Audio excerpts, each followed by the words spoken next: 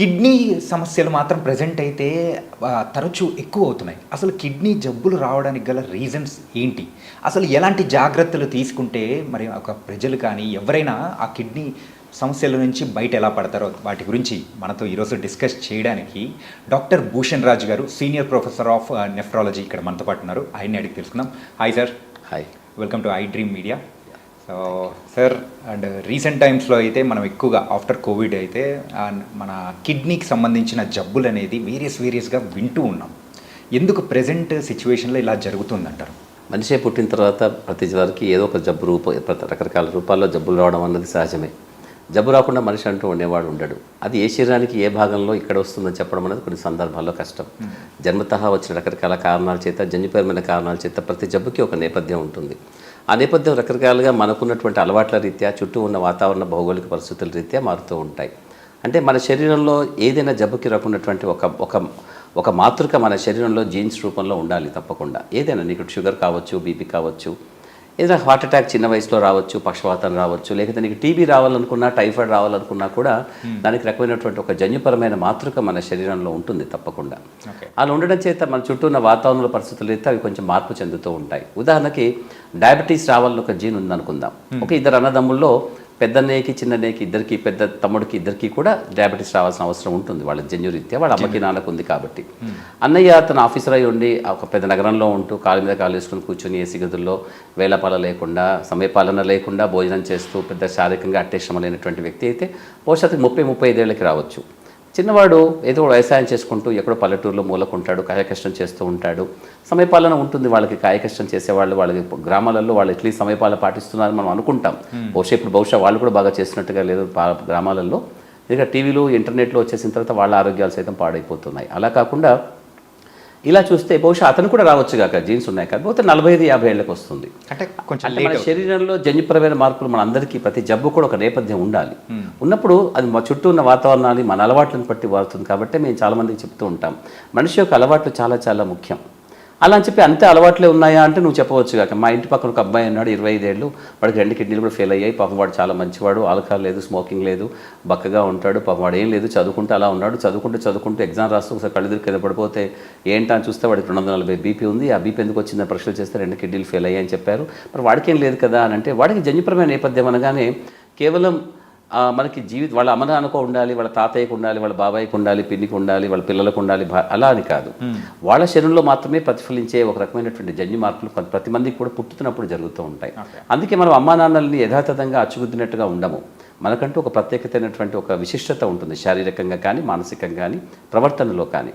అందువల్ల అది మన ప్రవర్తన ఏ విధంగా చుట్టూ ఉన్న వాటిని బట్టి మారుతూ ఉంటుందో, మన జన్యుపరమైన అవకాశాలు కూడా మారుతూ ఉంటాయి అవన్నీ కూడా. సో కాబట్టి అప్పటిదాకా నిద్రాణంగా ఉన్నటువంటి కొన్ని జన్యువులు మన అలవాటు చెడ్డగా ఉంటే బయటపడే అవకాశం ఉంటుంది. ఉదాహరణకి క్యాన్సర్ ఉందనుకుందాం. క్యాన్సర్ ఉన్న వాళ్ళకి 80-90 ఏళ్ళు వాళ్ళు స్మోక్ చేస్తూ ఉంటారు. వాళ్ళు పెద్దగా అట్టే ఏమైనా జబ్బులు ఉండవు, వాళ్ళు బాగానే తాగి ఉంటారు కదా. అలాగే ఒక 5-6 ఏళ్ళుగా తాగిన వాడికి వెంటనే నోట్లోనో క్యాన్సర్ వస్తూ ఉంటుంది. ఎందుకు వచ్చింది అని అంటే వాడికి ఆ జీన్ వాడు నిశ్శబ్దంగా నిద్రాణంగా ఉన్నది వాడుకున్నటువంటి స్మోకింగ్ అనే అలవాటు ద్వారా బయటపడుతుంది. సో కిడ్నీ జబ్బులో కూడా ఇటువంటి నేపథ్యం చాలా వరకు ఉంటుంది. మనిషి యొక్క ఆరోగ్యం ఉన్నది మన గర్భస్థ శిశువుగా ఉన్నప్పుడు, గర్భంలో ఉన్నప్పుడు మనం ఏ విధంగా ఉన్నామో దాన్ని బట్టి ఉంటుంది. అయితే మన శరీరంలో చాలా వరకు ఒక రకమైనటువంటి ఒక బరువుని మనం కలిగి ఉండాలి పుట్టినప్పుడు అందరం కూడా. సుమారు 7.5 నుంచి 3.5 కిలోల దాకా అనుకుందాం. దాదాపుగా యావరేజ్ మనం ఒక 3 కిలోల దాకా మన అందరం పుట్టినప్పుడు బాగా ఉంటే మన ఆరోగ్యం అనుకుందాం. 2.5 కిలోల కంటే తక్కువగా ఉన్నటువంటి వాళ్ళు కడుపులో గర్భస్థ శిశువుగా ఉన్నప్పుడు తల్లి యొక్క ఆహారంలో కానీ, తను తీసుకున్న మందుల వల్ల కానీ, తన చుట్టూ ఉన్న వాతావరణ నేపథ్యంలో కానీ, భౌగోళిక పరిస్థితుల రీత్యా కానీ, తనకి ఏదైనా ఇన్ఫెక్షన్స్ వచ్చినా, తను ఏదైనా మందులు తీసుకోవాల్సి వచ్చినా పొరపాటున అది శరీరంలో ఉన్నటువంటి అనేక వ్యవస్థలని ప్రభావితం చేస్తుంది. అందులో ఒకటి కిడ్నీ కూడా. దాదాపుగా కిడ్నీ చాలా నిశ్శబ్దంగా చాలా వారాల తరబడి నెమ్మదిగా తయారవుతూ ఉంటుంది. కాబట్టి ఇది చాలా ఎక్కువ సమయం తీసుకుంటుంది కిడ్నీ తయారవ్వడానికి. ఈ క్రమేణా రకరకాల అంశాలు ప్రభావితం చేస్తాయి. చాలా అంటే ప్రెగ్నెంట్ అయిన కొన్ని రోజులకి తనకి ఇన్ఫెక్షన్ వచ్చింది అనుకుందాం, మొదటి 6 వారాల్లోనో 8 వారాల్లోనో, అది కూడా ప్రభావితం చేస్తుంది. ఆ సమయంలోనే శరీరంలో మిగతా అవయవాలు ఏదైతే ఉంటాయో అవయవాలు కూడా ప్రభావితం అవుతాయి. ఉదాహరణకి గుండె కూడా దాదాపుగా గుండెలో ఉన్నట్టు మధ్యస్థంగా ఉన్నటువంటి ఒక గది గోడ ఒక గోడ అదే సమయంలో కిడ్నీ తయారవుతున్న సమయంలో అక్కడ కూడా చిన్న చిన్న రంధ్రాలు అవి కనపడుతుంటాయి. పుట్టినప్పుడు చిన్నపిల్లవాడు పుట్టగానే వాడు గుండెలో రంధ్రం ఉందని చెప్తూ ఉంటారు కదా, అటువంటి సందర్భంలో వాళ్ళ కిడ్నీ యొక్క ఆకారంలో పనితీరులో తేడా వచ్చే పద్ధతులు కూడా ఉంటాయి. సో కాబట్టి కేవలం జబ్బు అనేది ఒకటిగా ఉండదు, జబ్బుకి అనేక తోడైన జబ్బులు కూడా ఉంటాయి, వాటిని కూడా మనం చూసుకోవాలి. కాబట్టి ఇక్కడ గర్భస్థ శిశువుగా ఉన్నప్పుడు వచ్చే రకరకాల జబ్బులు తర్వాత మనం పెరిగిన తర్వాత రకరకాల రూపాల్లో బయటపడుతూ ఉంటాయి. ప్రపంచం మొత్తంలో ఇప్పుడు నువ్వు అడిగినట్టుగా ఏదైనా ఒక జబ్బు ప్రధానంగా వస్తుంది, కిడ్నీ ప్రభావితం చేసి పాడు చేస్తుంది అనుకుంటే మన భారతదేశంలో ఎక్కువగా వయసు రీత్యా మనం చూసుకుంటే వాటిని డివైడ్ చేసుకుందాం. ఒక వయసు రీత్యా ఒక 20 ఏళ్ళ 25 ఏళ్ళ లోపల కొంతమందికి, 50 లోపల, తర్వాత 50 దాటిన తర్వాత, లేదా శతాధిక వృద్ధులుగా ఒక 70 80 ఉన్న వాళ్ళకి అలా మనం మార్చుకుంటే రకరకాల కారణాలు ఉంటాయి. పసిపిల్లల్లో చూస్తే ఇప్పుడు నేను చెప్పినట్టుగా పుట్టుకతో శారీరకంగా వాళ్ళ శరీరం బలంగా లేకపోయినా గర్భస్థ శిశువుగా ఉన్నప్పుడు వాళ్ళ శరీరంలో ఏదైనటువంటి అవకరాలు వచ్చే కార్యక్రమం వాళ్ళ తల్లి ద్వారా కానీ రకరకాల కారణాల చేత కానీ కొన్ని జన్యుపరమైన కారణాలు కూడా అప్పటికప్పటికే వచ్చేస్తాయి. పుట్టుకతో వాళ్ళు ఒక కిడ్నీతో పుట్టడము, 2 కిడ్నీలు ఒకే వైపు అతుక్కుని పుట్టినట్టుగా ఉండడము, లేదా 2 కిడ్నీలు కూడా చాలా మొత్తం వాచిపోయినట్టుగా ఊపిపోయినట్టుగా, రక్తనాళాలు దాంట్లో బాగలేకపోవడము, లేదా మూత్రనాళాలు వ్యవస్థ సరిగా లేకపోవడము, ఇటువంటి కారణాల చేత పుడతారు. పుట్టిన తర్వాత కొన్ని రోజులకే వాళ్ళకి తెలిసిపోతుంది, కానీ పుట్టేశారు కాబట్టి అప్పటికి ఆపరేషన్ ద్వారాను రకరకాల పద్ధతులు కొంచెం బాగా చేసుకుంటాం. కానీ అలా చేసుకున్న పూర్తిగా సంపూర్ణంగా బాగవడం కొన్ని సందర్భాల్లో జరగక కాలక్రమేణా నెమ్మదిగా కిడ్నీ ఫలితం తగ్గి వాళ్ళ కిడ్నీ పాడైపోయే అవకాశం ఉంటుంది. కాబట్టి శారీరకంగా ఉన్న అవకరాలతో పుట్టినటువంటి పిల్లల్లో ఏ కారణం చేతనైనా కూడా వాళ్ళకి కిడ్నీలు పాడయ్యే అవకాశం చాలా చిన్న వయసులో వస్తుంది. అలా కాకుండా పసిపిల్లలకి జన్యుపరమైన కారణాల చేత నెఫ్రోటిక్ సిండ్రోమ్ లాంటి జబ్బులు వస్తాయి. నెఫ్రోటిక్ సిండ్రోమ్ అనేది చాలామందికి తెలిసినటువంటి పదమే. నెఫ్రోటిక్ సిండ్రోమ్ చిన్నపిల్లల్లో మూత్రంలో ప్రోటీన్ అనే పదార్థం చాలా పోతూ కాలక్రమేణా ఎటువంటి మందులకి లొంగకుండా నెమ్మదిగా కిడ్నీ పాడైపోతూ ఉంటుంది చాలా రోజుల తర్వాత. నెఫ్రోటిక్ సిండ్రోమ్ మన పిల్లలకి మన కిడ్నీ బయాప్సీ ద్వారా జెనెటిక్ పరీక్షలు చేసుకోవడం ద్వారా వాళ్ళ జబ్బు నిర్ధారించి దానికి మందులు ఎటువంటి పెట్టాలి అని చెప్తూ ఉంటాం. ఇందులో 5 లేదా ఒక 10% మంది పిల్లలకి సంపూర్ణంగా బాగయ్యే అవకాశం ఉంటుంది, ఒక 10% దాకా. అందులో ఒక 60-70% మంది పిల్లలకి రకరకాలుగా మందులు వేసుకుంటూ తీసేస్తూ కొన్ని సంవత్సరాల తర్వాత నెమ్మదిగా అది పోయే అవకాశం ఉంటుంది. కానీ ఈలోగా వాళ్ళు చాలా కష్టపడతారు, అమ్మా నాన్నలు చాలా బాధపడతారు, పిల్లలు కూడా కష్టపడతారు శారీరకంగా మానసికంగా. చిన్నపిల్లలు కదా పాపం, వాళ్ళకి చిన్న జబ్బులు ఇది వచ్చిన అమ్మా నాన్న కూడా చాలా బాధలో ఉంటారు వాళ్ళంతా కూడా. అలాగే కొంతమంది ఒక 10% మంది మాత్రం ఎటువంటి మందులకు లొంగకుండా చాలా త్వరితగతిన తీవ్రంగా అయిపోయిన జబ్బుతో వాళ్ళు కిడ్నీ పూర్తిగా పాడు చేసుకునే అవకాశం ఉంటారు. కిడ్నీ ఫెయిల్ అవుతున్న చిన్న పిల్లల్లో వీళ్ళు సుమారుగా ఒక 25-30% ఈ పిల్లలు ఉంటారు. శారీరక అవకరాలతో పుట్టినటువంటి వాళ్ళలో ఒక 25-30% ఉంటే ఒక 25-30% ఈ పిల్లలు ఉంటారు. అలా కాకుండా అకారణంగా ఎటువంటి కారణం లేకుండా కూడా కిడ్నీలు పాడేవాళ్ళు ఇంకొక 30-35% దాకా ఉంటారు. వెలిసి 100% దాదాపుగా వీళ్ళలోనే ఉంటారు చిన్నపిల్లల్లో. అలాగే మధ్య వయసులో ఉన్నటువంటి వాళ్ళు, యువకుల దగ్గర నుంచి మధ్య వయసులో ఉన్నటువంటి వాళ్ళలో దాదాపుగా మనకి జన్యుపరమైన కారణాల చేత వచ్చే గ్లోమరులర్ డిసీజెస్లో ఎక్కువగా వస్తూ ఉంటాయి. అందులో మూత్రంలో ప్రోటీన్ పోవడము. ఇప్పుడు నేను ఉదాహరణ చెప్పినట్టుగా నీకు ఇంట్రడక్షన్లో యంగ్ పిల్లవాడు చక్కగా పనిచేసుకుంటున్నాడు, తింటున్నాడు, తిరుగుతున్నాడు, అన్నీ బాగానే ఉన్నాయి. వాడికి సడన్గా ఒకసారి కళ్ళు తిరిగాయి, లేదా కళ్ళు బ్లడ్గా కనపడుతూ ఉన్నాయి, ఏదో హెడేక్లా వస్తుంది, అడపదడప ఏందో వచ్చిందని చెప్పేసి డాక్టర్కి వెళ్ళి చూస్తే బీపీ చూస్తే ఒకసారిగా 220/140. అదే 220 అంటే నేను చాలా బాగున్నాను కదా, నేను యువకుడిని, నాకు బీపీ ఉండేటువంటి కనీసం ప్రేమలో పడి విఫలం కూడా కాలేదు, నాకెందుకు బీపీ పెరుగుతుంది అనుకునే ఆనందంలో వాడు వెళ్ళి మళ్ళీ చెక్ చేసుకోవడం మర్చిపోతాడు, లేదా ఆ బాధతో భయంతో చెక్ చేసుకుంటాడు, ఆ బీపీ అలాగే పెరుగుతూ ఉంటుంది. ఈ క్రమంలో పరీక్షలన్నీ చేయగా వాడి 2 కిడ్నీలు చాలా చిన్నగా అయిపోయినట్టు పాడినట్టుగా తెలుస్తూ ఉంటుంది. కొంతమందికి కిడ్నీ సైజ్ బాగుంటే మేము కిడ్నీ బయాప్సీ చేసి ఐజీఏ నెఫ్రోపతి, FSGS లాంటి రకరకాల జబ్బులు మేము చెప్తూ ఉంటాం. వీటన్నిటి కూడా ఒక జన్యుపరమైన నేపథ్యం ఉంటుంది వాళ్ళలో. కొన్ని సందర్భాల్లో మనకు చెప్పడం చాలా కష్టం. ఇప్పుడిప్పుడే కొత్తగా ఈ 4-5 ఏళ్లలో 3-4 ఏళ్లలో రకరకాల పద్ధతుల ద్వారా మనకు తెలుసుకుంటుంది వాళ్ళ రకరకాల జన్యువులు ఏ విధంగా ప్రభావితం చేసి కిడ్నీలు చాలా మంచి వయసులో అంటే 20, 25, 30 ఏళ్లలో ఉన్న పిల్లలు ఎంత ఆరోగ్యంగా అనిపిస్తారు మనకి, ఎంత ఆనందంగా తిరుగుతూ ఉంటారు. వాళ్ళకి అంత అట్టే కష్టాలు ఇంకా మొదలవు జీవితంలో. అప్పుడు ఇంత పెద్ద ఆరోగ్య సమస్య ఉన్న పళంగా వాళ్ళు ఎత్తున పడేసరికి వాళ్ళు చాలా భయపడిపోతారు. అమ్మ నాన్నలకు చాలా దుఃఖం, ఖేదం కలుగుతుంది. మీ అబ్బాయి 2 కిడ్నీలు పాడయ్యాయి అని చెప్తే ఇంతకుముందు నేను చెప్పినట్టుగా వాళ్ళకి ఎంత కష్టం అవుతుంది. వాళ్ళకి చిన్న పిల్లవాడిని 2 కిడ్నీలు ఫెయిల్ అయ్యాయి, నువ్వు డయాలసిస్ చేసుకోవాలి, కిడ్నీ మార్చుకోవాలని అంటే వాళ్ళకు వాళ్ళ జీవితంలో ఒక పెద్ద శరాఘాతం, వాళ్ళకి ఎంత కష్టం అనిపిస్తుంది వాళ్ళకి. సో అలాంటి వాళ్ళు అలాగా కొన్ని వీళ్ళలో కొంతమందికి స్మోకింగ్, ఆల్కహాలిజము, స్థూలకాయంతో ఉండడం కొన్ని ప్రభావం, ఒబేసిటీ కూడా ఒబేసిటీ కూడా ఓకే. ఇప్పుడు మన భారతదేశంలో ఒబిసిటీ మనం 15-18 ఏళ్ల పిల్లల నుంచే చూస్తున్నాం. అసలు 15 ఏళ్ళ చిన్నపిల్లల్లోనే స్కూల్లోనే ఉంటున్నారు. స్కూల్లో వెళ్ళే పిల్లల్లో దాదాపుగా ప్రతి 4వ అబ్బాయి లేదా అమ్మాయి ఒబీస్గా ఉంటున్నారు. ఇప్పుడు మిగతా వాళ్ళు తర్వాత ఒబీస్ అవుతున్నారు, అంతే, ఇంకోటి ఏం లేదు. అందుకే వెరసి నలుగురిలో ఒక్కరు మాత్రమే సాధారణంగా మనం అనుకున్నటువంటి ఒక మంచి బరువుతో ఉన్నారు అనుకుంటున్నాం. దాదాపుగా నలుగురిలో ముగ్గురు ఇప్పుడు కానీ ఆ తర్వాత కానీ ఒబీస్ అయిపోతున్నారు. దాదాపుగా 20-22 ఏళ్ల వయసులో ఉన్న పిల్లల్లో దాదాపుగా నడుము చుట్టుకొలత బాగా పెరగడము, చాలా లావుగా ఉండడం వల్ల చూస్తున్నాం. బహుశా ఆహారంలో ఉన్నటువంటిది. ఒకప్పుడు పిల్లలు 4 ఉండేవాళ్ళు, వాళ్ళందరికీ అమ్మ నాన్నలు కొంచెం తూచినట్టుగా కొలిచినట్టుగా కొద్దిగా పెట్టేవాళ్ళు, వాళ్ళు కొంచెం కొంచెంగా తినేవాళ్ళు, అందరూ డివైడ్ చేసుకొని తింటే కొంచెమే మిగులుతుంది.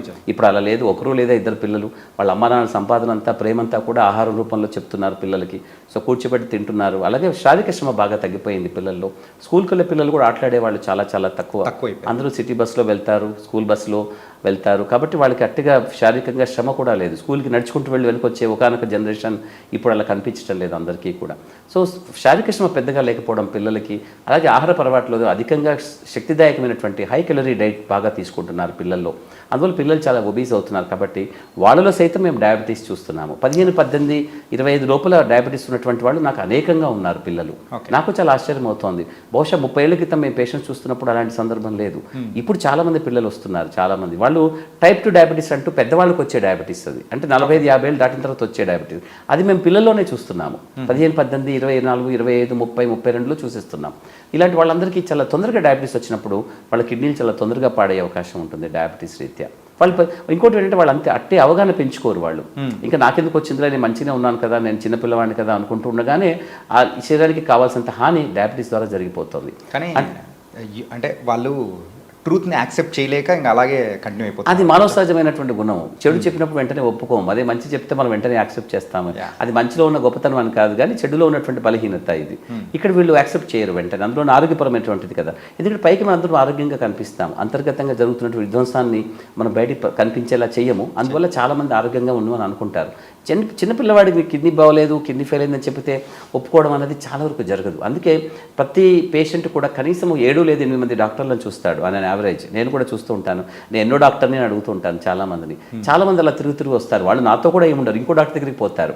అందరూ ఏ డాక్టర్ చెప్తాడో అంటారు, కానీ అందరూ దాదాపుగా స్థూలంగా ఒకే విధంగా చెప్తారు. కానీ వాళ్ళకి ఎక్కడ నచ్చింది అనేది వాళ్ళు అక్కడ కంటిన్యూ చేస్తారు, అది వేరే విషయం. కానీ దాదాపు ప్రతి ఒక్కరికి కూడా ఈ డాక్టర్ కాకుండా ఇంకో డాక్టర్ ఇంకేదైనా మంచి విషయం చెప్తాడా అనుకుంటారు. కానీ సైన్స్లో ఆరోగ్య సమస్యలు బాగా ఎక్కువైనప్పుడు డాక్టర్లు మీకు ఒక మంచి ఏదో ఒక ప్రవచనంలాగానో, ఏదో రామాయణ భారతంలో ఉన్న కథలోని ఒక మంచి నీతి కథలానో, నీతి చంద్రిక లాంటి కథల్లాగా చెప్పరు ఇవన్నీ కూడా. కానీ వాళ్ళది ఎక్స్పెక్ట్ చేస్తారు కొన్ని సందర్భాల్లో.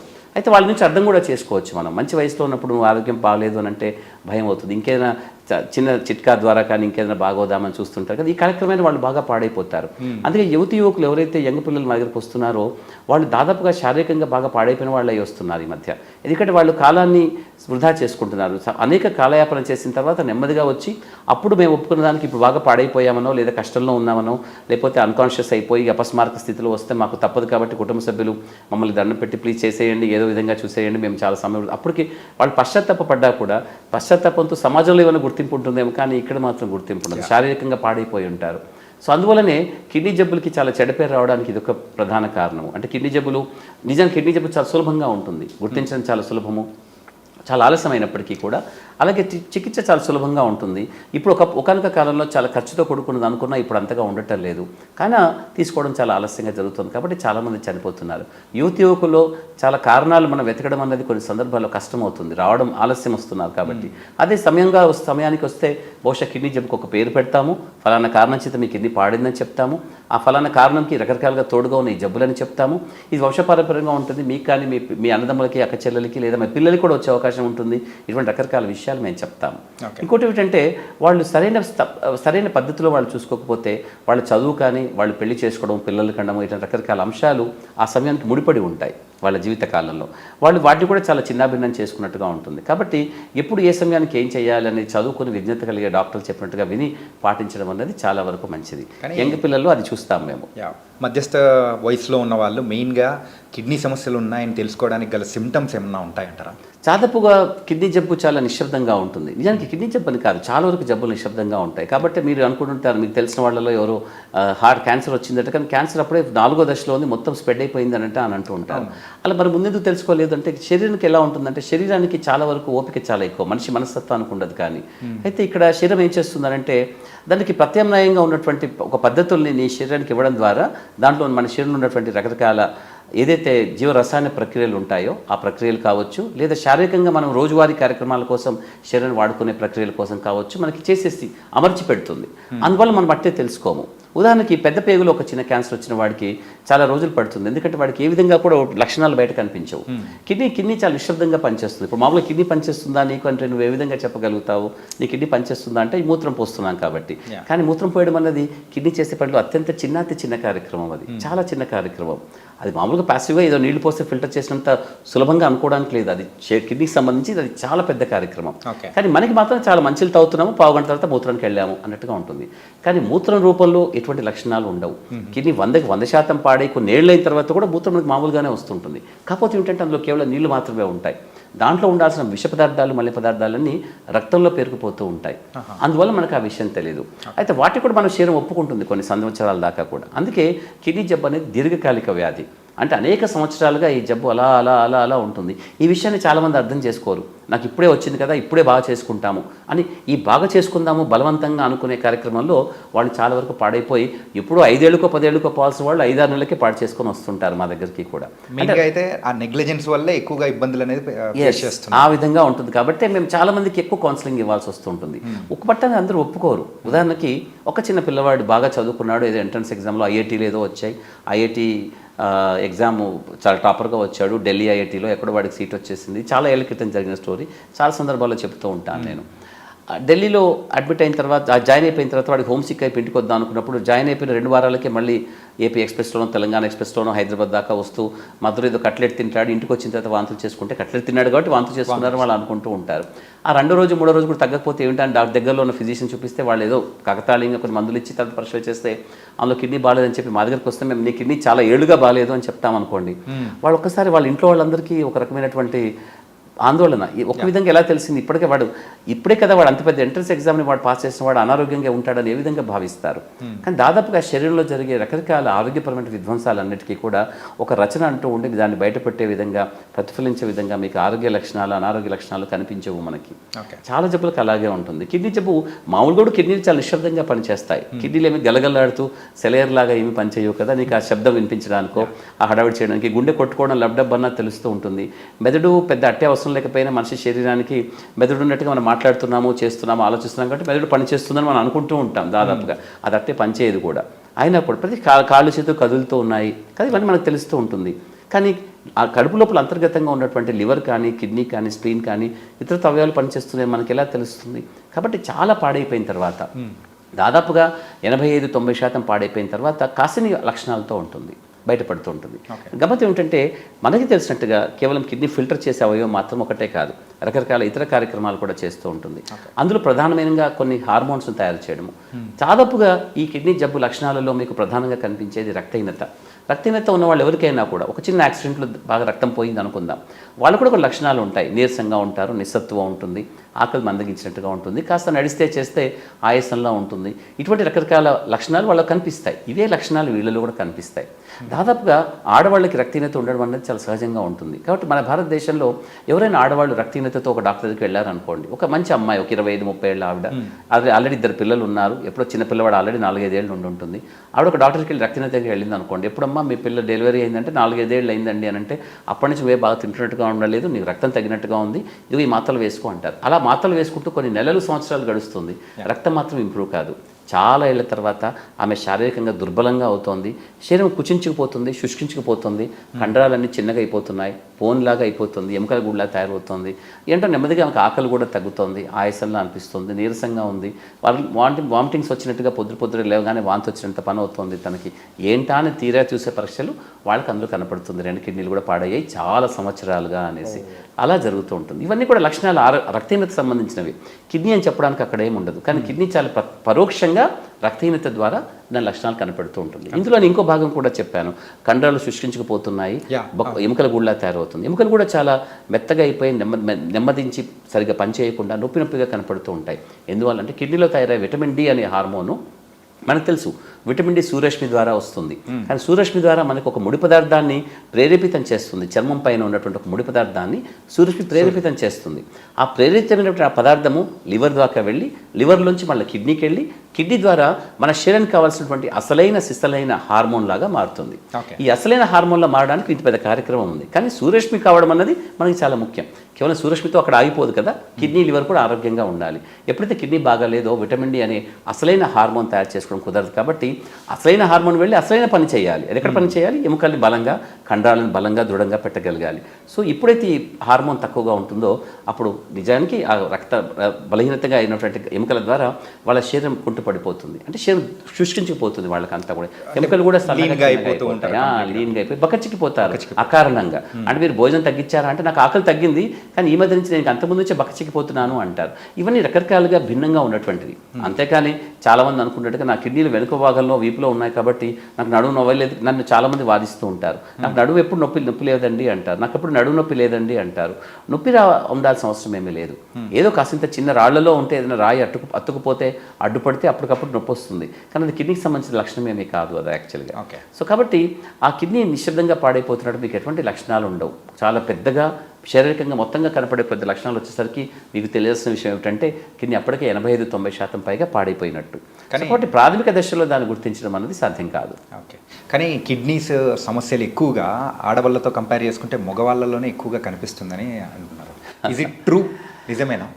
నేను చెప్తాను, అంటే మన సామాజిక నేపథ్యం మనకు భిన్నంగా ఉంటుంది భారతదేశంలో. ఇప్పటికీ పితృస్వామ్య వ్యవస్థ కాబట్టి నేను చాలా సందర్భాల్లో అనేక మంది పేషెంట్స్కి నిన్న ఓపీలో కూడా కొందరు చెప్తున్నాను, భారతదేశంలో ఆడవాళ్ళకి వచ్చే జబ్బుల్ని తొందరగా గుర్తించడం జరగదు. అంటే సాధ్యం కాదని నేను చెప్పటం లేదు, అవకాశం లేక. దాదాపుగా మేము చూస్తున్న కాలంలో చాలామంది ఆడవాళ్ళకి మగవాళ్ళకి ఒకే రకంగా జబ్బులు ఉన్నప్పటికీ సరే మగవాళ్ళకి కొంచెం ఎక్కువగానే వస్తాయి అనుకుందాం. ఎందుకంటే బయట తిరుగుళ్ళు ఎక్కువగా ఉంటాయి, వాళ్ళకి స్మోకింగ్ అనే అలవాట్లు ఎక్కువగా ఉంటాయి, ఆల్కహాల్ ఉంటుంది, నీళ్ళంటే బయట తాగరు, ఎక్కువ బయట తిరుగుతూ ఉంటారు. కాబట్టి చీటికి మాటికి మందులు వేసుకోవడం కొంచెం మగవాళ్ళలో చాలా ఎక్కువగా ఉంటుంది. పెయిన్ కిల్లర్స్, యాంటీబయాటిక్స్ ఎక్కువ వేసుకుంటూ ఉంటారు, ఎందుకంటే నలుగురిలో ఎక్కువ తిరుగుతారు కాబట్టి. అదొక కారణము. సో ఈ కారణాలు పక్కన పెట్టేస్తే ఆడవాళ్ళకి ప్రత్యేకంగా ప్రెగ్నెన్సీ అనబడే ఒక ప్రత్యేక కార్యక్రమం ఉంటుంది. దాదాపుగా ఈ గర్భిణీ స్త్రీలలో నిశ్శబ్దంగా కిడ్నీలో వచ్చే మార్పులు సహజంగా కూడా జరుగుతాయి. దాదాపుగా కాదు, ప్రతి గర్భిణీ స్త్రీలో కూడా ప్రెగ్నెన్సీ సమయంలో ఆ 9-10 నెలల కాలంలో తప్పనిసరిగా కిడ్నీ లోపల రకరకాల మార్పులు జరుగుతాయి. కాకపోతే అవి సహజ సిద్ధమైనటువంటివి. తాత్కాలికంగా ఒక రకమైనటువంటి ఉధృతిలోనే పెద్దగా అయినట్టు అవుతుంది. కిడ్నీ సైజ్ కూడా ఇంత ఉండాల్సింది ఇంత అవుతుంది, మూత్రం కూడా ఎక్కువ తయారవుతూ ఉంటుంది, రకరకాల కార్యక్రమాలు భిన్నంగా తయారవుతాయి. కానీ అవన్నీ కూడా డెలివరీ అవ్వగానే పూర్తిగా మంచిగా అయిపోతాయి. కాబట్టి వాళ్ళంతా ఆరోగ్యంగా ఉంటున్నారు. కానీ అన్ఫార్చునేట్లీ ఒక చిన్న గ్రూప్ ఆఫ్ పీపుల్, కొద్ది మందిలో మాత్రమే తప్పనిసరిగా ఈ మార్పులు కొంచెం చెడుగా పరిణమించి అది వాళ్ళకి తెలిసి కొన్ని సందర్భాల్లో, తెలియక అనేక సందర్భాల్లో కిడ్నీ చాలా నిశ్శబ్దంగా ఒక రకమైనటువంటి ఇంజురీకి గురవుతూ ఉంటుంది. ఆ కిడ్నీ జరిగినటువంటి ఆ దెబ్బ కాలక్రమేణా చాలా ఏళ్ల తర్వాత చిన్న కిడ్నీ రూపంలో, జబ్బు రూపంలో బయటపడుతూ ఉంటుంది. కాబట్టి నేను ఎప్పుడు చెప్తుంటా, ఇప్పుడు ఉదాహరణకి ఈ అమ్మాయికి చెప్పినట్టుగా 4-5 ఏళ్ల కొడుకున్నాడంటే ఆ రెండో ప్రెగ్నెన్సీలో ఆమెకి కిడ్నీ బాగా ఇన్సల్ట్ అయిన తర్వాత ఇప్పుడు మనం 4-5 ఏళ్ళు చూసరికి 2 కిడ్నీలు కూర్చుంచిపోతాయి. జరిగిన ఇన్సల్ట్ ఎప్పుడు జరిగింది, అవమానం కానీ ఇంజురీ కానీ, అది రెండవ ప్రెగ్నెన్సీలో జరిగింది తనకి. ఇటువంటి కార్యక్రమాలు చాలా జరుగుతాయి ఆడవాళ్ళకి కూడా.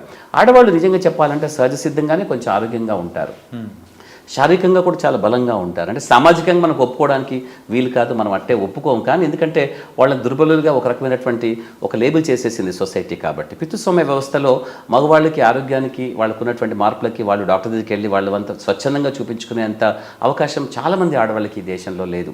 అంటే మీరు చూసినటువంటి ఒక చిన్న సమాజం, నగరాల్లో ఉన్నటువంటి సమాజాన్ని పక్కన పెట్టేస్తే నిశ్శబ్దంగా పట్టణాలలో కానీ గ్రామాలలో ఉన్నటువంటి అసలైన సమాజం ఏదైతే ఉంటుందో నిజానికి అది నాగరిక సమాజమే. అటువంటి సమాజంలో ఉన్నటువంటి అనేక మంది స్త్రీలకి ఒక ఆరోగ్య సమస్య ద్వారా ఒక ఆసుపత్రికి వెళ్ళి డాక్టర్ చూపించుకోవడం అనేది జరగదు. ఇంతకుముందు నేను చెప్పినటువంటి ఒక స్త్రీ రక్తహీనత ద్వారా డాక్టర్ దగ్గరికి అనేక సంవత్సరాలుగా అనేక మంది డాక్టర్లకి దగ్గరికి వెళ్తున్న వాళ్ళందరూ కూడా ఆడవాళ్ళు కదా, నువ్వు రక్తం తక్కువగానే ఉంటుంది అని ఐరన్ మాత్రలు ఇచ్చి పంపించేయడం అంటూ రొటీన్గా జరిగింది తప్ప ఆమె జబ్బును గుర్తించడానికి కొన్ని సంవత్సరాలు పట్టింది. అది కాకుండా ఒక మగ పిల్లవాడు ఉన్నాడు, ఒక 30 ఏళ్ల మగ పిల్లవాడు ఉన్నాడు, ఉద్యోగం చేసుకుంటున్నాడు, ఆఫీస్లో కొంచెం మెట్లకి దిగాల్సిన అవసరం ఉంటుంది. కాబట్టి ఒకే మెట్లు ఎక్కి దిగడం అనే కార్యక్రమం 2-3 ఏళ్ళుగా చేస్తున్నప్పుడు 2-3 ఏళ్ళుగా జరిగినటువంటి ఆయాసం అనేది కొద్దిగా జరుగుతున్నప్పుడు అతనికి అనుమానం వస్తుంది. అదేంటి, నాకు ఇంతకుముందు ఇదే 2 అంతస్తులు ఎక్కినప్పుడు ఆయాసం కాలేదు, ఇప్పుడు 2 అంతస్తులు ఎక్కితే నాకు ఎందుకు ఆయాసం వస్తుంది అని పరీక్ష చేసుకుంటే డాక్టర్ దగ్గరికి వెళ్తాడు, పరీక్షలు చేసుకుంటారు. రక్తహీనత తగ్గింది వచ్చింది, రక్తహీనత ఎందుకు వచ్చింది, పరీక్ష చేస్తే కిడ్నీ బాగాలేదు. అప్పుడు కాబట్టి మేము పరీక్ష చేసే వాళ్ళలో ఎక్కువ మంది అధికులు మగవాళ్ళు ఉండడానికి కారణం ఏమిటంటే వాళ్ళ లక్షణాలకి వాళ్ళకి డాక్టర్ దగ్గరికి వెళ్ళే అవకాశం చాలా ఎక్కువగా ఉంటుంది. భారతదేశంలో మన దేశంలో ఆడవాళ్ళకి కొంచెం అటువంటి ఫెసిలిటీ చాలా వరకు ఉండదు. మీరు చూసినటువంటి కాసింత ఒక చిన్న గ్రూప్ని పట్టించుకోకండి, కానీ నగరాల్లో కాకుండా పట్టణాలలో గ్రామాల్లో ఉన్నటువంటి అనేక మంది స్త్రీలకి ఈ రక సమస్య ఉంది. కాబట్టి మనకు ఆడవాళ్ళలో ఈ సమస్య చాలా తక్కువగా ఉందని అనుకుంటూ ఉంటాం, కానీ ఆడవాళ్ళలో కిడ్నీ పాడవడానికి కారణాలు భిన్నంగా ఉంటాయి. నేను చెప్పినట్టుగా ప్రెగ్నెన్సీలో జరిగే రకరకాల కార్యక్రమాలు. ఒకప్పటిలాగా 10 మందిని 12 మందిని ఆడవాళ్ళు బాగానే డెలివరీస్ చేసుకునేవాళ్ళు. ఇప్పుడున్నటువంటి పద్ధతుల్లో అంత బాగా ఉండటం లేదు. కారణం ఏంటంటే కొంచెం ఆలస్యంగా పెళ్లిళ్ళు కావడము, హార్మోన్ యొక్క సమతుల్యత ఏదైతే శరీరంలో సహజంగా ఉండాలో అటువంటి కొంచెం దెబ్బతినడము, అందువల్ల పిల్లలు ఇంట్రాయూటరైన్ గ్రోత్ రిటార్డేషన్ లాంటిది, అంటే పిల్లల లోపల శారీరకమైనటువంటి పెరుగుదల ఏదైతే ఉంటుందో గర్భస్థ శిశువుకి అది సరిగా ఉండకపోవడంతో పిల్లలు తక్కువ బర్త్ వెయిట్తో పుడుతున్నారు, లేదా చాలా తొందరగా పుడుతున్నారు, ప్రీటర్మ్ బేబీస్ అంటున్నాం. ఇటువంటి కారణాల చేత పిల్లలు పుట్టినప్పుడు వాళ్ళలో కిడ్నీకి సంబంధించినటువంటి నెఫ్రాన్స్, అంటే కిడ్నీ పనితనాన్ని సూచికగా నెఫ్రాన్స్ అంటూ ఉంటాం. ఒక యూనిట్ అనుకుందాం, ఒక గోడలో ఉన్న యూనిట్ ఏంటి, ఒక ఇటుక. అలాగే కిడ్నీ లోపల ఫిల్టర్స్ లాగా నెఫ్రాన్స్ అని ఉంటాయి. అది దాదాపుగా 10-15 లక్షలు ఉండాలి ఒక్కో కిడ్నీలో కూడా. దాదాపుగా 7 లక్షలు 8 లక్షలు 9 లక్షలతో పుట్టిన పిల్లలు కూడా ఉంటారు. కాలక్రమేణా వాళ్ళు పెరుగుతూ ఉన్నప్పుడు అది వాళ్ళకి తొందరగా కిడ్నీ పాడే అవకాశానికి, నేను చెప్పాను కదా, ఒక నేపథ్యం ఏదో ఉండాలి కిడ్నీ పాడవడానికి, జన్యుపరమైన కారణాలు కానీ ఇటువంటి కారణాలు కానీ. ఇటువంటి కారణాల చేత కూడా కిడ్నీలు దాదాపుగా మంచి వయసులో ఉన్నప్పుడు 25-30 సంవత్సరాలు ఉండగా వాళ్ళకి పాడవడానికి ఎక్కువ కారణం ఉంటుంది. అండ్ కిడ్నీ ట్రాన్స్ప్లాంటేషన్స్ అనేది కూడా జరుగుతూ ఉంది. కాకపోతే ఒక వ్యక్తి ఎక్కువ కాలం డయాలసిస్ చేయించుకుంటూ అలా ఉన్నాడంటే ఎంతకాలం అని అట్లా చేయించుకుంటూ ఉండగలుగుతాడు? ప్రపంచంలో దాదాపుగా 50 సంవత్సరాల పైగా డయాలసిస్ చేసుకుని ఉన్న వాళ్ళు ఉన్నారు. ట్రాన్స్ప్లాంటేషన్ 50-56 సంవత్సరాలు చేయించుకొని బతికిన వాళ్ళు కూడా ఉన్నారు. ఒకనొక వ్యక్తికి దాదాపుగా కడుపులో ఉన్నటువంటి కిడ్నీ తన 76-78 ఏళ్ళకి చనిపోయిన కాలానికి కడుపులో ఉన్న కిడ్నీ యొక్క వయసు దాదాపుగా 104-106 సంవత్సరాలు. అంటే అంత పాత కిడ్నీ చాలా ఏళ్ళుగా అతను పనిచేసి. ఇదంతా ఎందుకు చెప్తున్నా అంటే అందరికీ ఇలా జరుగుతుందని కాదు, నేను చెప్పిన విషయాన్ని తప్పుపట్టాల్సిన అవసరం లేదు. ఎందుకనంటే ప్రపంచంలో అది సాధ్యమైంది. అందరికీ అది సాధ్యమవుతుందా అంటే ఎవరెస్ట్ ఎంతమందికి ఎక్కుతారు, ఒలింపిక్స్లో ఎంతమంది గోల్డ్ మెడల్స్ వస్తాయి, చాలా తక్కువ. అలాగా అది కాదని చెప్పడం లేదు. అసాధ్యమైంది ప్రతి ఒక్కరు సుసాధ్యం చేసుకోగలుగుతారా అంటే అది వాళ్ళ యొక్క ఆలోచన పద్ధతి సరళిని బట్టి ఉంటుంది. ఒక మంచి కానీ చెడు కానీ అనేది భిన్నంగా ఉంటాయి నేపథ్యాలు. కాకపోతే అది మంచిగా పరిణమిస్తుందా చెడుగా పరిణమిస్తుందా చెప్పుకోవడానికి వాళ్ళ ఆలోచన ఏ విధంగా ఉన్నది చాలా ముఖ్యం. జబ్బు అందరిలో ఒకటే, ఒకే జబ్బుతో 5 రోజులు చనిపోయిన వాళ్ళు ఉన్నారు, 50 ఏళ్ళు ఆ జబ్బుతో బతికిన వాళ్ళు కూడా ఉంటారు. మధ్యలో చాలామంది వస్తూ పోతూ ఉంటారు. రీజన్ ఏమిటంటే వాళ్ళ ఆలోచన సరళి మారిపోతూ ఉంటుంది. ఒక జబ్బు చెప్పగానే వాళ్ళు డిప్రెషన్కి వెళ్ళిపోయి బాధపడిపోయి ఇంకా నాకు అయిపోయింది జీవితం అనుకునే బాధలో ఉంటారు. నిజానికి ఆ జబ్బు కంటే వాళ్ళకి ఆలోచన విధానం వాళ్ళకి ఎక్కువ హాని చేసినట్టుగా అనిపిస్తుంది. నేను నా పేషెంట్స్ అందరినీ సహజంగా తిడుతూనే ఉంటాను. ఎందుకంటే జబ్బుని మీరు పెద్దగా గొప్పగా ఊహించకండి. జబ్బు రాకపోతే మనుషులకి ఇంకే విధంగా ఉంటుంది, అంతా ఒకే విధంగా ఉండడానికి మనిషి జీవితం అంత సులభమైనటువంటిది ఏమి కాదు. ప్రకృతిలో ఉన్న ఏ జీవి అయినా సరే వెళ్ళిపోవడానికి రకరకాల కార్యక్రమాలు ఉండాలి. కానీ మనిషి అనే జీవి మాత్రం కోటానుకోట్లుగా సృష్టించుకునే అవకాశం వచ్చినప్పుడు దాన్ని తగ్గించుకునే అవకాశం కూడా ప్రకృతి కొంచెం తయారు చేస్తుంటుంది. దాంట్లో ఒక మృత్యు అనేది ఒకటి. మృత్యు అనేది సహజ సిద్ధంగా కూడా ఉండడం అనేది కావాలి, లేదా కేవలం ఏదో ప్రకృతి వైపరీత్యాల ద్వారా వచ్చింది, దానివల్ల వచ్చి యాక్సిడెంట్ల ద్వారా రూపంలో వచ్చింది, అది అక్కర్లేదు కదా. అవి కూడా జరుగుతూ ఉంటాయి దురదృష్టవశాత్తు. కానీ సహజ సిద్ధమైన శరీరానికి సహజంగా ఉండే జబ్బులు కూడా సహజమైనవని అనుకోవాలి. ఎందువల్ల అనంటే అది ఒక భాగం కాబట్టి. మనం పుట్టినప్పుడు పసికందు నుంచి మనం బాల్యంలోంచి యవనంలోంచి మనం ముసలితనం దాకా వెళుతున్నటువంటి పద్ధతిలో కార్యక్రమమైన శరీర మార్పులు ఎలా వస్తాయో శరీరంలో రకరకాల మార్పులకు అనుగుణంగానే శరీరం తయారు చేయబడింది. మనం వాడుకోవడం అనేది చేయాల్సిందే, వాడుకోవాల్సిందే. కానీ వాడుకోవడానికి ఒక పద్ధతి తప్పినప్పుడు లేదా జన్యుస్, అందుకే జీన్స్ అని చెప్తూ ఉంటాను నేను, జన్యులు మనకు అన్ని మారిపోతూ ఉంటాయి. నిజానికి మనం అంటూ ఉంటే ఆ జన్యుల యొక్క నేపథ్యమే. మనకు మంచి పాట పాడేవాళ్ళు ఉంటారు, ఆటలు ఆడేవాళ్ళు ఉంటారు, కొందరు అందంగా ఉంటారు, కొందరు కురూపిగా ఉంటారు, కొందరు డ్యాన్స్ చేసేవాళ్ళు ఉంటారు, రచయితలు ఉంటారు, కవులు ఉంటారు, జ్ఞానవంతులు ఉంటారు, మేధావులు ఉంటారు, పరమ అమాయకంగా ఉన్నవాళ్ళు ఉంటారు. ఈ మనస్తత్వాలు అన్నిటికీ కూడా నేపథ్యం జీన్స్లో ఉంటుంది ఎక్కడైనా కూడా.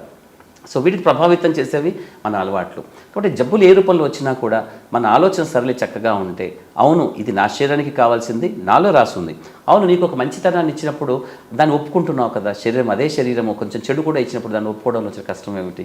ఒక 6 అడుగులు అందగాడు ఉన్న పిల్లవాడు నా దగ్గరకు వచ్చినప్పుడు నేను ఇంత బాగా ఉన్నాను, హ్యాండ్సమ్గా ఉన్నాను, నాకెందుకు ఈ కిడ్నీ జబ్బు వచ్చింది, నాకేం చెడు అలవాట్లు కూడా లేవు అని బాధపడి ఏడుస్తున్నప్పుడు నేను చెప్తాను, ఇదే శరీరాన్ని నీకు బాగా ఇచ్చినప్పుడు వాడుకొని మంచి అనుకున్నప్పుడు ఈ చెడు కూడా ఇచ్చినప్పుడు దీన్ని ఆ చెడ్డగా అనుకోవడానికి అవకాశం ఎక్కడ ఉంది, దాన్ని కూడా ఒప్పుకుంటే నువ్వు ప్రశాంతంగా ఉంటావు. జబ్బును ఒప్పుకోకపోవడం ద్వారా చాలామంది చాలా తప్పు చేస్తారు. అంత సులభం కాదు, నేను చెప్పినంత సులభం కాదు, నేను ఒప్పుకుంటాను. కాకపోతే ఏమిటంటే ఏదో ఒక రోజులో దాన్ని ప్రశాంతంగా ఒప్పుకున్నప్పుడు తర్వాత జీవితంలో ఉన్నటువంటి ఒక అశాంతిని మనం పూర్తిగా తీసేసినట్టు అవుతుంది. తర్వాత కార్యక్రమం ఏం చేయాలనేది ఇప్పుడు మనం ఆలోచిస్తాము. సో కిడ్నీ జబ్బును ఒప్పుకున్న తర్వాతే మనం డయాలసిస్ అని ఉంటుంది. అయితే చాలామంది డయాలసిస్ చేసుకోవాలనగానే ఇంకా వాళ్ళకి ఉదాహరణలన్నీ వచ్చేస్తుంటాయి. ఫలానా వ్యక్తి డయాలసిస్ చేసుకుంటే 3 నెలలకే పోయాడు, ఇంకో వ్యక్తి 3 ఏళ్ళకి పోయాడు, అతను నేను చూశాను ఎముకల గూడులా ఉన్నాడు, అతను బాగలేడు, అతను నాతో చెప్పాడు భూతల ప్రత్యక్ష నరకం అంటే మరొకటి కాదు, ఇది డయాలసిస్ అని నాకు చెప్పాడు. అంటే ప్రతి ఒక్కరు వాళ్ళ భావోద్వేగాలతో వాళ్ళకున్న జ్ఞానంతో ఏదో మాట్లాడేస్తారు, కానీ అందులో ఉన్నటువంటి నిజం ఎంత, నిజాయితీ ఎంత అని మనం చూడాలి. కొన్ని సందర్భాల్లో నిజాయితీ ఉండవచ్చు కాక, ఎందుకంటే పాపం వాళ్ళు కష్టాల్లో ఉన్నవాళ్ళు కాబట్టి ఒక్కొక్కరు వాళ్ళ కష్టానికి ఒక్కో రకమైనటువంటి భావోద్వేగంతో ప్రదర్శిస్తారు. కానీ నిజమంతా ఉండాల్సినంత అవసరమేమీ లేదు, ఎందుకంటే ఒకరిద్దరు అభిప్రాయాలు కాదు, కొన్ని వేలాది లక్షలాది కోట్లాది మంది యొక్క ప్రజల యొక్క వాళ్ళ స్వరూపాన్ని స్వభావాన్ని జబ్బు యొక్క స్వభావాన్ని తెలుసుకొని మనం చెప్తాం. కాబట్టి వాటి ఆధారంగా చెప్పేది కిడ్నీ ఫెయిల్యూర్ అన్నది ఒక రకమైనటువంటి శాపగ్రస్త జీవితానికి కారణం ఎప్పటికీ కాదు. కిడ్నీ ఫెయిల్యూర్కి చాలా చక్కటి ట్రీట్మెంట్ ఉంటుంది. ఆ చక్కటి ట్రీట్మెంట్ తీసుకోవడానికి ఫస్ట్ మన ఆలోచన విధానాన్ని మొట్టమొదటిగా దాన్ని మనం సక్రమంగా ఉండేలా పెట్టుకోవాలి. అంటే ఒక పాజిటివ్ థింకింగ్ అనుకుందాం, ఒక సకారాత్మకమైనటువంటి ఆలోచన విధానం ఉండడం అనేది ప్రతి మనిషికి చాలా ముఖ్యం. సో అది చూసుకున్న తర్వాత ఆ జబ్బు యొక్క కథా కమామీషి ఏంటో మనం తెలుసుకోవాలి. ఏ విధంగా వచ్చిందన్నది కొన్ని సందర్భాల్లో అవసరం కూడా లేదు, ఒకవేళ అక్కర్లేదు తెలిస్తే మంచిదే. ఎందుకంటే చాలా వరకు నేను చెప్తాను, చాలా వరకు జబ్బును తెలుసుకోవడము ఎందువల్ల వచ్చిందో తెలుసుకోవడం అన్నది చాలా చాలా ముఖ్యం. కొన్ని సందర్భాల్లో ఏ జబ్బు చేతనైతే కిడ్నీ పాడైందో ఒకవేళ కిడ్నీ ట్రాన్స్ప్లాంటేషన్ చేసుకుంటే అదే జబ్బు చేత మళ్ళీ కొత్త కిడ్నీ కూడా పాడే అవకాశం ఉంటుంది. కాబట్టి ప్రతి పేషెంట్ కూడా కాలయాపన చేయకుండా ఆ డాక్టర్ని ఈ డాక్టర్ని కలిసి నా కిడ్నీ పాడైందట నేనేం చేయాలి, కిడ్నీ పాడవకుండా నేనేం చేయాలని అడుగుతారు, కానీ కిడ్నీ ఎందుకు పాడైంది, దాన్ని బాగా చేసుకునే అవకాశం మొదట్లో ఉండిందా, ఇప్పుడు నాకు కిడ్నీ పాడైంది ఏందో కారణం చెప్పి నాకు బాగా చేసే అవకాశం ఉంటుందని మాత్రం ఎవరు అడగరు. అంటే ప్రతి ఒక్కరికి పాస్ అవ్వాలని ఉంటుంది, కానీ కష్టపడి చదవాలని ఉండదు, అదే కదా కష్టం అయిపోతుంది. సో కాబట్టి మీరు కారణం ఏంటో తెలుసుకోవడం అనేది చాలా ముఖ్యం. కాబట్టి సమయానికి డాక్టర్ దగ్గరికి వెళ్ళడం. కానీ దురదృష్టవశాత్తు మన సమాజంలో దాదాపుగా అందరూ మాకున్న ఇక్కడున్నటువంటి పరిస్థితుల్లో 80% మంది చాలా ఆలస్యంగా వస్తారు. అంటే అప్పటికి కాలాతీతం అయిపోతుంది, వాళ్ళకి చాలా కాలాన్ని తెలుసుకునే అవకాశం కూడా మాకు పోతుంది. అటువంటి వారిని మేము కొంతమందిని చూసి వాళ్ళకి కిడ్నీ బయాప్సీ ద్వారా కానీ రకరకాల జన్యుపరమైన మార్పుల వల్ల పరీక్షలు చేసే కానీ ఆ కారణాల చేత వాళ్ళకి కనుక్కోగలుగుతాము. కానీ అది కూడా చాలా ఆలస్యంగానే కొన్ని సందర్భాల్లో. అయినా కొన్ని అటువంటి ఇన్ఫర్మేషన్ ఎప్పటికీ మనకు వృధా కాదు. ఒకటి చెప్తాను, శారీరకంగా మనం చేసుకున్నటువంటి పరీక్ష, రక్త పరీక్ష కానీ మూత్ర పరీక్ష కానీ పరీక్ష స్కాన్స్ కానీ ఏది కూడా వృధా కావు. దాంట్లో ఉన్నటువంటి అత్యద్భుతమైనటువంటి అంశాన్ని మనం ఏ విధంగా వాడుకోవచ్చు ఎక్కడైనా కూడా. నేను అదే చెప్తుంటాను, నిన్న ఒకరికి చెప్తున్నాను, బాధలో ఉన్నటువంటి అమ్మాయికి సమాజంలో చాలామంది మంచి వాళ్ళే ఉంటారు, నిజానికి అందరూ మంచి వాళ్ళే ఉంటారు. అంటే వాళ్ళలో ఉన్న చెడుని చూడాలని నువ్వు అనుకుంటే తప్ప వాళ్ళలో చెడు కనిపించదు, అంత అవసరం కూడా లేదు, ఎందుకు చూడాలి. వాళ్ళు చాలామంది సహాయం చేయాలనుకుంటారు. ఒక అమ్మాయి చాలా డిప్రెషన్లో ఉండి బాధపడిపోయి ఇంకా నాకు అక్కర్లేదు, కిడ్నీ ఫెయిల్ అయింది, 10-12 ఏళ్ళుగా చూస్తున్నాను, ఇంకా అయిపోయింది నా జీవితం అంటే అలా కాదు అని చెప్తున్నాను. అంతా చెడే ఉంది నాకేమీ లేదు అని అంటే నువ్వు చెడే చూస్తున్నావు, నీ కళ్ళను పట్టే ఉంటుంది, చుట్టూ చూస్తే మంచిగా ఉంటుంది, సహాయం చేసేవాళ్ళు చాలామంది ఉంటారు. సహాయం తీసుకోవడానికి నీకున్నటువంటి అర్హతను పెంచుకో, అప్పుడు నీకు చాలామంది సహాయం చేస్తారు. అటువంటి గుణం పెంచుకో నువ్వు, నీకు చాలా బాగుంటుంది. కాబట్టి అందరూ నీకు హాని చేస్తారు, వాళ్ళు బాగా చూడలేదు, వీళ్ళు బాగా చూడలేదు, వాళ్ళకి హాని చేస్తారు, ఇలాంటి అనుకునే బదులు వాళ్ళు ఉన్నట్టు మంచి వరకే చూడు, నువ్వు చెడు నీకు సంబంధం లేదు, అలా అనుకుంటే అందరూ చాలామంది బాగుంటారు అలా అని చెప్తున్నాను. కాబట్టి కిడ్నీ ప్రాబ్లం ఉన్నటువంటి వాళ్ళు అనేక సందర్భాల్లో అక్కడక్కడ తిరిగి ఇక్కడ తిరిగి చాలా సమయాన్ని వృధా చేసుకొని కిడ్నీ పాడైందో తెలుసుకోకుండా అక్కడ కష్టపడుతూ ఉంటారు. సో అది చాలా తప్పు జరుగుతూ ఉంటుంది. సులభమైన చికిత్స ఒకప్పుడు చాలా కష్టతరమైనటువంటిది, ఖరీదు ఎక్కువైనటువంటిది అనుకున్నప్పుడు ఇప్పుడు భారతదేశంలో మన దేశంలో బహుశా అన్ని ప్రభుత్వాలు కూడా, కేంద్ర ప్రభుత్వమైనా రాష్ట్ర ప్రభుత్వాలైనా అన్ని రాష్ట్రాలలో కూడా చాలా సులభ సాధ్యమైనటువంటి చికిత్స వాళ్ళకి అందే అవకాశంలో ఉంది ఇప్పుడు. ఒకప్పుడు 30 ఏళ్ల క్రితం మేము చూసినప్పుడు కిడ్నీ ఫెయిల్ అయిన వాళ్ళకి నిజంగా ఒక మరణదండలానే ఉండేది. అది కూడా పాప ఇంత పెద్ద దండననా ఇంత చిన్న వాడికి అనిపించేది. కాకపోతే అప్పుడు వాళ్ళకు ఉన్న పరిస్థితుల్లో చాలా తక్కువ మంది మాత్రమే కిడ్నీ ట్రాన్స్ప్లాంట్ చేసుకునేవాళ్ళు, డయాలసిస్ చేసుకోవడం ఫెసిలిటీస్ ఉండకపోయేవి, హడావిడిగా ట్రాన్స్ప్లాంట్ చేసుకునేవాళ్ళు. అయినా చాలామంది బాగున్నారు. నాకు 32 ఏళ్ళు ట్రాన్స్ప్లాంట్ చేసుకున్న వాళ్ళు ఉన్నారు, 30కి ట్రాన్స్ప్లాంట్ చేసిన వాళ్ళు, 28-29 ఏళ్ళు ట్రాన్స్ప్లాంట్ చేసుకుని బతుకుతున్న వాళ్ళు, ఇంకా ఉన్నవాళ్ళు చాలామంది ఉన్నారు. అది సాధ్యమవుతుంది. కానీ సూపర్ సార్. ఏంటంటే మెయిన్గా మీరు చెప్పిన దానిలో అనిపించింది ఏంటంటే కాలయాపన వల్లే మెయిన్గా ఇట్లాంటి ప్రాబ్లమ్స్ నెత్తి మీదకి తెచ్చుకున్న తర్వాతే వస్తున్నారు అని. అవును, అది చాలా చాలా ఇంపార్టెంట్ అనే విషయము. కాబట్టి మీరు డాక్టర్ల యొక్క ఒపీనియన్లు తీసుకుంటూ చాలామంది ఒపీనియన్స్ తీసుకొని పోతూ ఉంటారు. ఒక చిన్న గమ్మత్తైన విషయం చెప్తాను. ఇక్కడ నేను దాదాపు 23 సంవత్సరాలుగా రోజు సాయంత్రం 4 గంటల నుంచి రాత్రి 9 గంటల దాకా, అంటే సుమారు ఒక 5 గంటల దాకా అనేక మంది పేషెంట్స్ని చూస్తూ ఉన్నాను. ఒక లక్షల మందిని చూస్తుంటాను. అందులో దాదాపుగా 5-10% మంది తిరిగి నా దగ్గరికి ఎప్పుడు రాలేదు వాళ్ళంతా కూడా. అయితే వాళ్ళందరూ కూడా నాలాగా అనేక మంది డాక్టర్లు తిరుగుతూ ఉంటారు. ఎక్కడో చోట సెటిల్ అయిపోతుంది కాదని నేను చెప్పటం లేదు. అవి కేవలం ఒపీనియన్స్ మాత్రమే. ఒపీనియన్స్ తీసుకుంటూ పోయే వాళ్ళు చాలామంది ఉంటారు. వాళ్ళకి పెద్దగా అట్టే లాభం ఉండదు. సరైన విధానంలో, సరైన పద్ధతిలో, క్రమశిక్షణాయుతంగా ఒక చికిత్సా విధానాన్ని గుర్తించి గౌరవించి దాన్ని అవలంబించడం అనేది చాలా వరకు మంచిది. అది చాలామంది చెయ్యరు. అందువల్లనే వాళ్ళు ఏం చేస్తారంటే సైన్స్ చాలా చెడ్డది, సైన్స్ నాకు లాభం చేయలేదు కాబట్టి జబ్బుతో నేను ఇలా పాడైపోయాను అనుకుంటారు. కానీ జబ్బులు నీకు హాని చేయాలనే ఉద్దేశంతో అన్నీ రావు. కోవిడ్ కూడా నేను ఇదే చెప్పాను. కోవిడ్ కాలంలో కోవిడ్ మనం చంపడానికి కష్టగట్టేమీ రాలేదు. మనకి ఎంత మనిషి మేధస్సు ఎంతవరకు పెంచుకుంటాడు. ఒక రకమైనటువంటి ఒక ఎమర్జెన్సీ సిచ్యుయేషన్ నీ జీవితంలో వచ్చినప్పుడు మనిషి ఏ విధంగా తిరిగి ప్రతిస్పందిస్తాడనే విషయాన్ని చెక్ చేయడం కోసం ప్రకృతి అడపదడప కొన్ని పరీక్షలు పెడుతూ ఉంటుంది. ఆ పరీక్షలు నిలదొక్కున్నావు, నిలదొక్కపోతే నీ కర్మ అది. సో సైన్స్ రకరకాల అంటే మనిషి సమాజము లాగానే మనిషి శరీరం కూడా రకరకాలుగా అనేక ఆటుపోట్లకు గురవుతుంటుంది. అందులో కొన్ని భాగాలు జబ్బులు కూడా. మనిషి మేధస్సు ప్రపంచంలో అందరిది. ఒక జ్ఞానం ఒకటి సొత్తేమీ కాదు. ఒక జ్ఞానం మొత్తం విశ్వవ్యాప్తమై ఉంటుంది. ఎక్కడో తయారు చేసి మనం వాడుకుంటాం. సెల్ ఫోన్ ఎవరో తయారు చేశారు, ఇంటర్నెట్ ఎవరో తయారు చేశారు. ఎందుకు ఒక అగ్గిపెట్టె ఎవరు కనిపెట్టారో మనకు తెలియదు కూడా. అగ్గిపుల్లదు లేకపోతే ప్రపంచ నాగరికత ఇంత పెరిగేదా? కనీసం ఒక కుండ తయారు చేసుకోవడానికి కూడా మనకి కష్టమే. ఒక పేపర్ కానీ పెన్ను కానీ చూడండి, ఇంత అద్భుతమైనటువంటి మనిషి మేధస్సు సంబంధించినటువంటి అంశాలు ఇవన్నీ కూడా. ఇవన్నీ మందులు కూడా ఎవరో కనిపెడతారు. దాని వెనుక లక్షలాది మంది డాక్టర్లు, శాస్త్రవేత్తలు, వాళ్ళ కృషి, వాళ్ళ శ్రమ, వాళ్ళ మేధస్సు ఉంటుంది. దాన్ని సరిగ్గా వాడుకోవడానికి, సరైన సమయంలో వాడుకోవడానికి మన విచక్షణ మనకి చాలా ముఖ్యం. చాలామంది విచక్షణ ప్రదర్శించరు. ఈ మందులు నాకేదో హాని చేశాయి, మందులు నేను తీసుకోను, ఇంకేదైనా అట్టే కష్టపడకుండా చిట్కా ద్వారా ఇంకైనా బాగుంటుందా అనుకుంటూ ఉంటారు. నేను అదే చెప్తూ ఉంటాను. నేను బహుశా మీరు చదవకుండా పాస్ అవ్వడం అన్నది ఫస్ట్ క్లాస్ రావాలని కోరుకోవడం కాదు, మీరు క్లాస్ ఫస్ట్ రావాలని కోరుకుంటున్నారు. అది ఇంకా చాలా కష్టం. ఎందుకంటే తప్పు కూడా అలాగే అసలు చదవకుండా ఫస్ట్ క్లాస్ రావాలని కోరుకోవడమే తప్పు. అంటే క్లాస్ ఫస్ట్ రావాలనుకోవడం అనేది అత్యాశ, దురాశ అవుతుంది. సో మనిషి శరీరానికి అత్యాశకి మనిషి శరీరం స్పందించాల్సిన అవసరం లేదు. ప్రకృతి కాదు, సైన్స్ కూడా స్పందించదు.